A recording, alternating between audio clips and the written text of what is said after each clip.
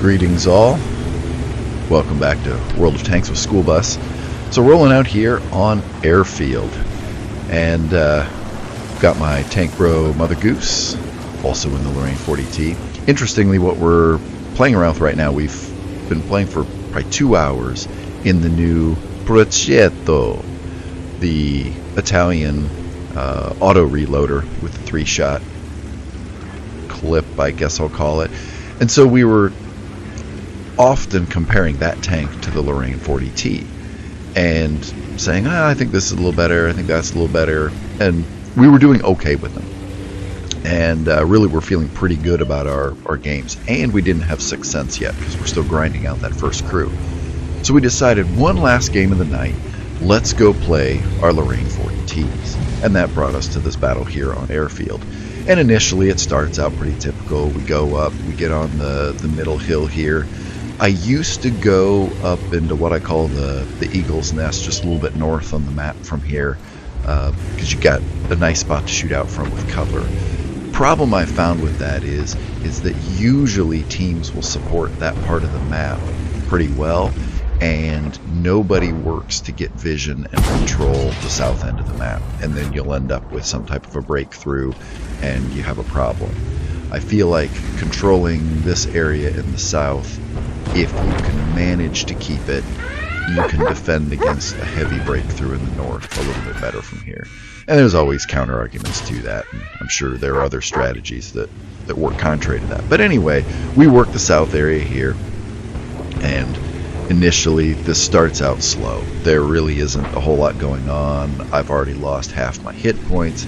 I'm not feeling too great about this game at this point, but keep working around here. I see that the guys on the very south seem to have stagnated. I see there's that 100p there, so I move down to see if I can lend help.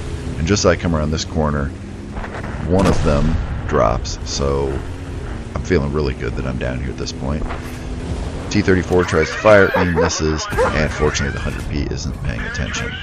So, get a shot into him. You'll notice when I went into there, one little tidbit, I auto-aim, and then I take over manual control again. And the advantage there is that your gun has already begun to stabilize a little bit, so that when you want to finally guide that shot into the exact spot you want, you already have the shot bloom coming down a little bit.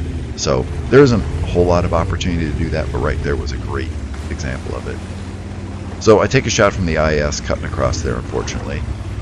I have not been over in this part of the map since the redo, and so I wanted to make sure that there wasn't some sneaky way up now that we're in World of Tanks 1.0. Peek up, see if maybe the IS is exposed, or see if he's watching for me. I don't see either. So at this point, there is a northern breakthrough of the heavy tanks, so I decide to head back that way.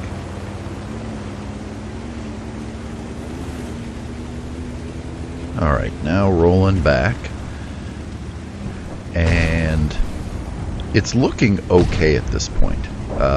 We have TDs there to cover.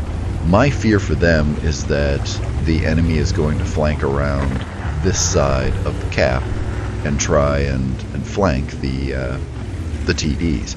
So I go up on the hill here, because you can actually get pretty good vision as long as you have good view range if anybody comes up onto the cap circle.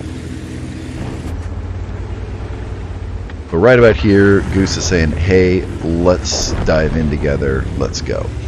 And you'll notice in this game, we played rather independently at the onset, and then we join up later. That seems to be pretty common when our most successful battles tend to work that way, because we can stay coordinated in terms of what's going on, who needs help, but play the different parts of the battle, keep each flank strong, or each element of a particular flank, which is kind of what we did here covering the south, but then later join forces and focus our fire. And with a pair of auto-loaders, that is really important.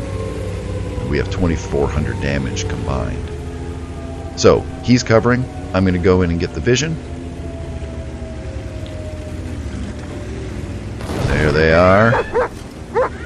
And I make a little bit of a misplay here. I get auto-aimed on this guy, and I fire too soon, and I waste a shell into the building. I should not have done that. I wasn't even that amped up and shaky and full of adrenaline at this point.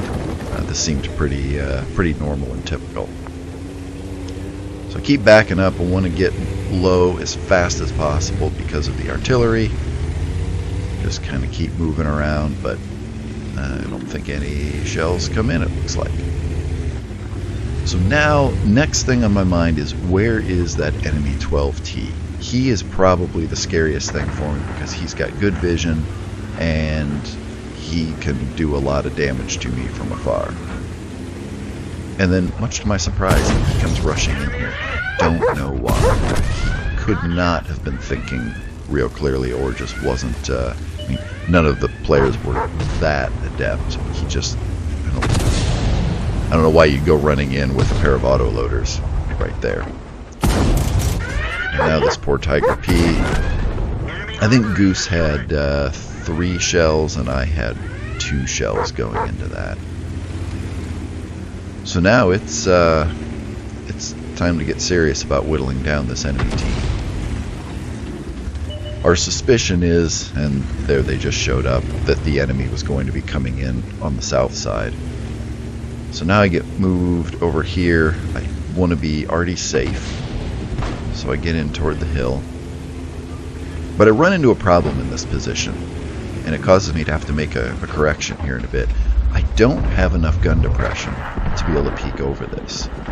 Also, there's no way for me to stay in the bushes, remain already safe, and be able to get shots. Because I could have moved to the left there and I could have gotten vision, but then as soon as I fired I would have gotten lit up and then artillery could have hit me. So I decided to spend a little extra time here positioning and get up on the hill. Unfortunately I'm loaded, so if there is a rogue artillery piece or something through here, I can deal with them. But this provides a much better position for defending the base. And then I backed up a little bit. I think I'm double bushed here. In fact, I'm positive, because you will notice I never get lit doing this. And this maneuver here is what I think sometimes causes people to say, oh, so-and-so's cheating, that they're using some sort of an aim bot. You've seen it all in chat. This, in many cases, is what somebody is doing. They are using the mechanics of get vision, back up, fire once the bush or the tree in front of you is opaque. You will be invisible at that point. I'm just waiting for him to go out into the open. I'm guessing he was getting bad advice from his team. Unfortunately, I donk another shot. First in that IS, and then... Unfortunately, Goose goes down right there. Artillery gets him. So, I could go back in and fire my 2 shells, but I decide that no, everybody's aiming at me at that point. Let me go dark, and I'm going to run back and remove the artillery. I think you'll see in chat I start getting a lot of advice from people, and it's about 50% useful. Or I should say 50% of it matches what I'm planning to do. The other 50% is kind of useless and really isn't going to do much. So I'm looking for the French Artie. I'm not too worried about the GW. I really suspect he is still down there in that corner. There's not much of a reason that he would have moved up to this point. Because from the enemy team's perspective, they still were figuring we were in a defensive mode. We hadn't gone offensive. So I think he's still back there. But I wonder if old Frenchie's over here. Is he? I don't know. You just have to wait and find out. I know one thing though. You're getting your money's worth out of this one. This was not a quick in wham bam done type of replay. I've got a couple of those actually that I need to put together. Just some fun moments from games over the last couple of weeks here. So I decide no, the artillery's not over here, and I start heading back over to the artillery, the German artillery. And sure enough, watch that view circle, and boom. Fortunately, he can't even begin to see me at this range. Let it fully aim. Hit. but mostly fully aim and scratch 1 artillery. So now we're down. It's 2-1. I'm not feeling too bad about it at this point. I immediately start the reload. And you'll find generally when I play autoloaders, almost to a fault, as soon as an engagement is done and I believe there aren't any immediate threats, I will start reloading right away. Many times, my haste in starting a reload will actually help me out, that the enemy will still, they'll be working together and think, oh, he's only got 2 shells left. But actually, I had started reloading so fast that they quickly find out then that they were wrong, and I actually had 4 shells. And remember earlier I commented that you can spot the cap from up here, unless they're behind a building, and it works perfectly. That huge KV-3 is really easy to find. Oops, missed one, and there we go. So at this point, it's easier than taking candy from a baby. Because have you ever tried to take candy from a baby? It's not that easy. They like to fight, and sometimes they bite. I think about being catty and going left and sneaking around the backside, but I've got Goose talking in my ear this whole time and giving a lot of good advice as I was working on this. He's like, hey, you can't get killed by that thing. Just make sure your clip's loaded, which is why I'm waiting right there, and then go in. So I decided not drive right into the middle, go around here. There he is behind the building. And now I'm going to see if I can get behind his gun. I fire a little too quick. And then there we go. That's the game. So that was a fun carry. And remember where this started. We were going to play these one round just to see, well, how's this compared to the new auto reloader? And yeah, the new Italian tanks are good, but they're shit compared to the 40T. More to come on that. We'll see how once I get 6th Sense how that goes. But anyway, thank you for sticking it out and watching this to the end. If you like this video, please give it a like. It helps out this channel a lot.